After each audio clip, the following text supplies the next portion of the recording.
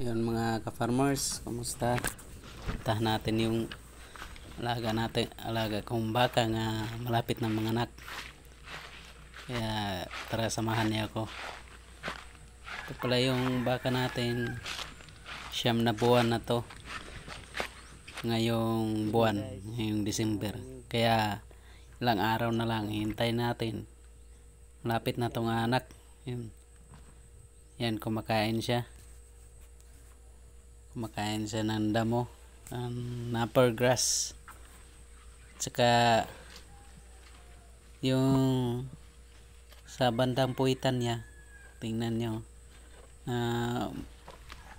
na parang na bumaba sa Bisaya pa dito sa amin ng namilwak.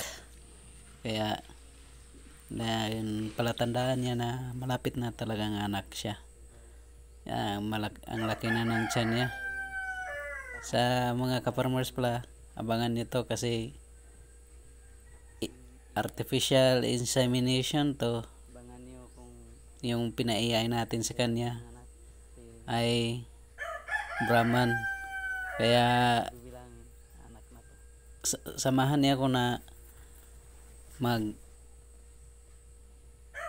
update dito sa ating alaga sa kaniyang resulta, kung maganda ba o hindi maganda yung resulta ng AI sa baka, kasi native lang to at saka pinaiay natin. Abangan natin kung anong resulta nito kasi yan, malapit na talaga ang anak. Yun, hindi na, napakalaki na. Yung pinainom natin siya ng pampagatas, saka yung may lumabas na sa kaniyang ari. Hirap na yun, hirap na nga siya maglakad kasi parang ang bigat ng kaniyang tiyan, sobrang laki. Yan mga ka-farmers, abangan nyo, i-update ko kayo kung mga anak na to sa ilang araw nating paghihintay, sa ilang buwan, sa ilang taon nating paghihintay. Ito yung pinakamagandang pangyayari sa mga ating farmers na manganak na yung ating alaga. Makita natin yung bunga ng ating pag-aalaga. Yan mga ka-farmers, ito pa, yan muna update natin sa alaga nating baka na bayi.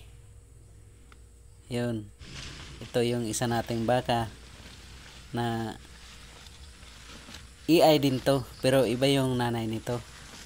Yung malaki na siya, ang pinapakain natin sa kanya napper grass. Saka pagka hapon saka umaga, pinapakainom natin siya. Yun mga ka-farmers, yan mo muna ang update sa ating mga alagang baka dito sa probinsya. Yan, salamat sa inyong panonood.